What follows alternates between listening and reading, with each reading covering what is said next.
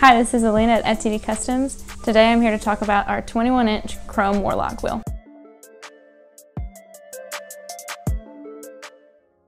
Again, this is our 21-inch chrome Warlock wheel. This is our chrome-plated version, but we also do have some that come in black contrast or black, all powder-coated locally.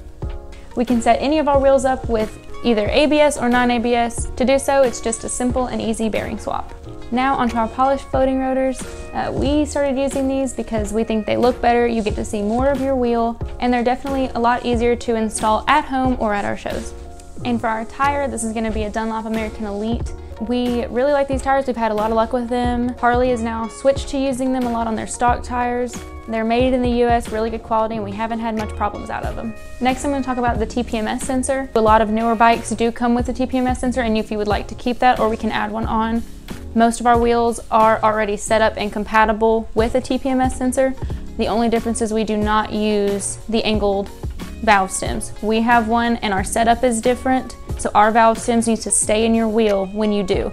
We have a video that will be linked below to help you out with that. For the mounting and balancing, you won't see any weights on our wheels as we balance internally and we use Dynabeads. Everything we use here is made in the USA, and everything except the tire is covered under our lifetime warranty. If you would like to know what models we make for, stay tuned to the end of the video and those will definitely be added, but that is going to wrap up our 21-inch chrome Warlock.